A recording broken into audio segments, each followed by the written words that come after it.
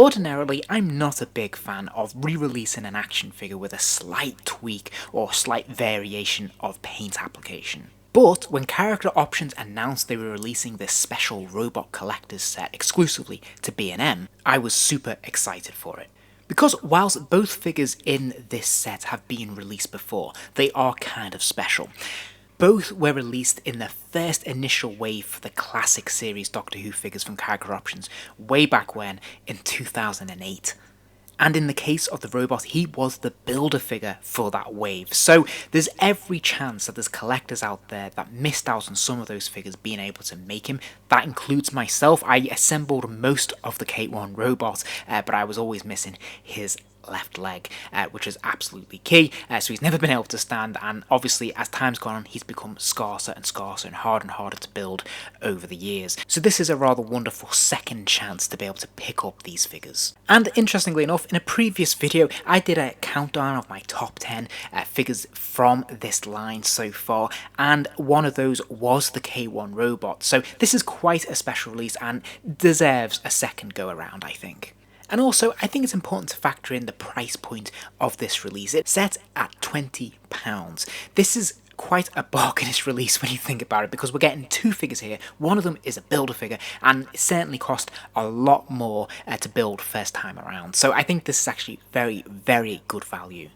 But as ever, let's start by taking a look at the packaging. So the packaging, by now, we will recognise in terms of the branding. This has been used on a lot of the recent releases. It's fairly dull. I've criticised it quite a few times in a number of videos, mainly because it's quite plain. It's nice that we have the TARDIS design and we obviously have the Doctor Who logo, but it's just blue and grey. It's not very colourful, it's not very striking, and it's not the most appealing packaging design in the world. That said, it is mostly window display at the front, and of course we have those fantastic figures on display there, which make this very presentable, and they're positioned nicely in the box to make them eye-catching.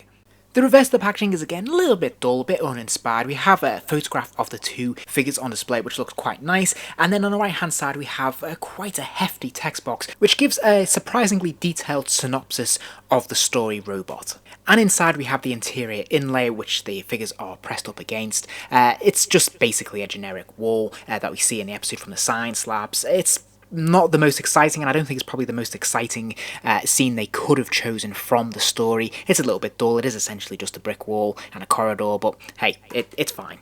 Now, anyone who'd built the robot previously will know what to expect when they get him out the packaging. He is an oversized figure. He's quite nicely assembled. He's definitely unique in terms of his design. He's never had any of these parts reused on any other Doctor Who classic figure. The sculpting and the design, of course, are completely unique, and they've done a really nice job of bringing the robot to life in action figure form at this scale. I don't have any complaints whatsoever when it comes to the moulding or sculpting of this figure. I think it's pretty authentic to what we see on screen, and it's very deftly handled. But this is a tweaked release. It isn't literally the same release as we had before, because there are some very noticeable paint applications that make this figure feel a little bit fresh and a little bit different, and I would say actually more authentic to what we see on screen, particularly when we look at that purple stripes on the shoulders and of course in the upper globe of the headpiece.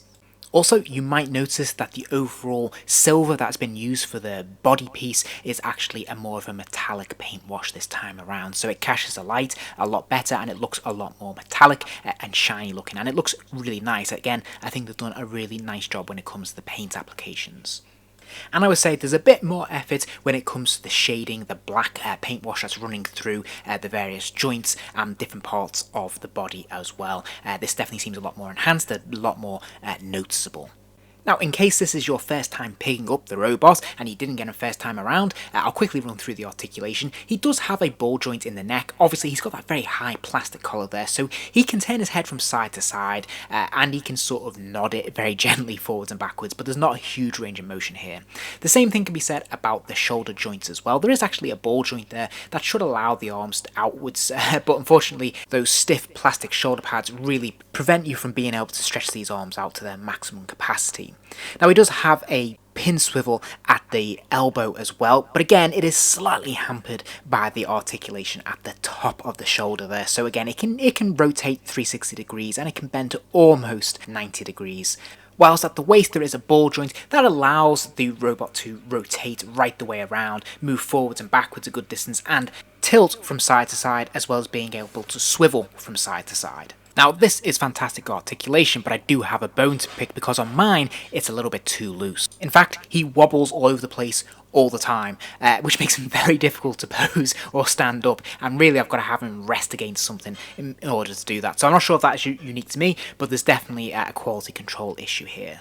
He has a pin swivel at the top of the hip there, so he can rotate his leg at 360 degrees, and he can kick his legs out to the side and forwards and backwards a little bit as well. Now it is a little bit clunky, but I think it's fairly consistent with what we see on screen in the show, so I'm quite happy with this. And then finally he has one last piece of articulation in the toe cap, where he can lift that cap up and down. And then he also does come with one accessory, which is of course his weapon here, which he can hold fairly securely with his grip at hand. So all in all, this is a pretty good figure. I already rated it as one of my top 10 anyway from the original release, and there's very little different here, except obviously it has a brand new paint job. Now for me, in terms of this release, I definitely think there's a quality control issue when it comes to the waist, and that definitely plays havoc when I'm trying to pose him, and so he feels a little bit inferior in that sense, but I may have just been unlucky. So for those who've already bought or assembled the original release, how does he compare? Does he justify the double dip? Well, here they are standing together, or trying to stand together. As you can see, I'm missing that crucial leg there. Obviously, the mould is exactly the same, but the paint apps are vastly different. First off, if we look at the head and shoulders, obviously the colouring is very different here. The original release had that quite vivid red colour, whereas now we have the purple magenta sort of colouring instead. Also, if you look at the grille where their chin should be, you'll see obviously the original release had a sort of silver mesh, whereas this new release has the more accurate black mesh. If we look at the shoulders, of course, the stripes there are very different. Again, we have that vivid red versus the new and more accurate lilac colouring. And then hopefully you'll also be able to notice the difference between the silver paint application as well on the central body. The original 2008 release has quite a matte finish, whereas the new release has that slight metallic wash running through it. Likewise, when it comes to the weapon, the 2022 release is a lot sharper, it's a lot more metallic, and the gold is a lot more vivid. And then finally, you may notice this one last subtle detail. The 2008 release had two thick grippers. They were the same gripper on each arm, which were quite thick and chunky, and of course held that gun very, very securely. In the 2022 release, however, the right hand actually has a much thinner, slimmer gripper. Now, this is meant to be much more accurate to what's actually seen on screen, because the original model actually did have a discrepancy between the two hands, and that is a deliberate attempt, I believe, to correct that issue. However, I think practically it doesn't work quite as well, because obviously it's not quite as good at gripping the gun, so the gun does have a tendency to droop out of that grip, which is less than ideal. So then moving on to the Fourth Doctor. Now this version of the Fourth Doctor hasn't seen a re-release since its initial release all the way back in 2008. And whilst it is more or less the exact same figure, there are some very noticeable updates. And I'll compare the two releases in a moment. But one of the key differences is this time he has a different head sculpt. This is a more serious looking head sculpt than we had on the original release. And I think, as always, this is a pretty decent sculpt and very nice paint apps to make the most of it. So all in all, this is a pretty good likeness of Tom Baker, and I think they've done a very nice job with it. Again, for those who never got the original release, I will just quickly run through the articulation. He has a swivel at the neck, so he can spin his head from side to side. It is a little bit stiff, but the scarf does not hinder the articulation because it is a soft rubber and it will work with the articulation, which is great. Now, he has a swivel at the shoulder, so his arms can lift up and down, and he also has an upper bicep swivel as well. There's a single jointed elbow, and there's a swivel at the wrist. There's another swivel at the waist, and then at the top of the hips there is a hinge, so the legs can thankfully kick out to the side. There's an upper thigh swivel as well, so the upper leg can also rotate from the side, which is fantastic. And the legs are also able to kick forwards, and is complemented with a single joint at the knee, hinging to about 90 degrees. So then, how does he compare to the 2008 release? Well, having them standing next to each other, of course, they're using the exact same mold, this is the same figure, but I think you'll agree it is quite a striking difference visually because the paint applications on this new version are much, much brighter. For starters, yes, the blazer is a much more screen-accurate magenta colour rather than that deeper mauve, almost brown colour jacket that we see on the 2008 release. The scarf also is much brighter. We can see those colours, they're a lot more vivid, whereas on the original release they have a little bit extra shading that's a little bit more worn, so it's up to you really what you prefer. I think they're both very, very good. But you'll also notice that the waistcoat on the inside of the jacket is painted very, very differently, and also the tie, crucially, is very different colour. Now, particularly on the 22 release, this is a lot more screen accurate. And if we flip the figure around, again, we can see the very stark difference between the shades of the blazer itself, but also you'll notice the elbow pads are a different colour, the original obviously being that darker grey, now we have that lighter brown, but you'll also notice there is a little touch of gold, a little bit of detailing added to the buttons on the cuffs of the jacket there. Of course, in the original release they hadn't been painted, they've been sculpted but not painted, now they have been, and I think it actually helps the figure pop a lot more. It's just a little thing, but it makes all the difference. And then you may notice that the trousers are also different. The original 2008 release obviously had that flat matte grey colour, whereas now there's actually a lighter brown and it's actually speckled with the design we see on Tom Baker's trousers. So again, this is more screen accurate and just helps the figure look a little bit brighter, a little bit more visually interesting. The other thing I would mention as well is that the scarf is a slightly different this time around in terms of the material. The original 2008 release is a lot more flexible, whilst the 2022 version is a lot stiffer and less malleable. And then finally, we have the head sculpts, and of course these are radically different. The original 2008 release has that happy smiling head, whereas the new 2022 version obviously has the much more serious Tom Baker sculpt. Now I think both these sculpts are perfectly good. I like both of them equally, and I couldn't choose between them, but needless to say, they are radically different. You may also notice that the hat is different as well. The ribbon on the side of the hat is actually on the opposite side this time around. Of course, the colouring is different. The original 2008 release was a much darker brown, whereas a much lighter this time around. Again, I believe the new release is probably more screen accurate. And then, much like the scarf, the flexibility this time around is a lot stiffer, a lot less malleable, whereas the original release was much more flexible.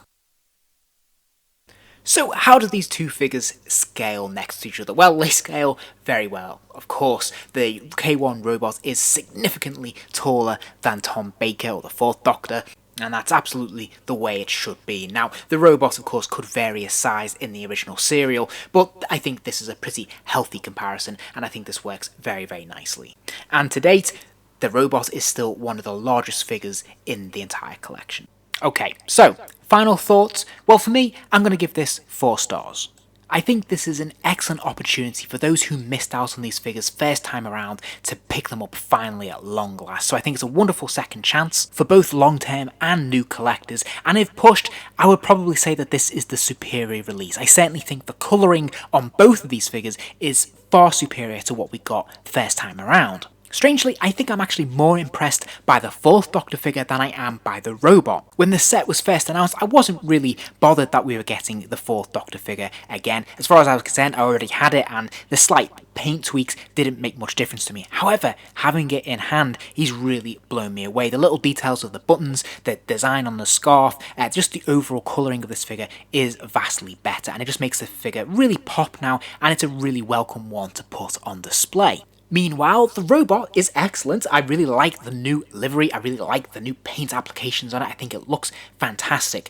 I do have some issues with mine, and like I said, it may just be mine, but first impressions are everything, and yeah, I definitely have some issues with the quality control around the waist on this figure, because he just flops all over the place, which is immensely frustrating to me personally. Also, although I appreciate that the new hand is more screen accurate, for me it's a much weaker choice because it's just not as solid. It's a much thinner rubber, and therefore it doesn't hold the weapon as well as the original release, and that's a little bit frustrating as well.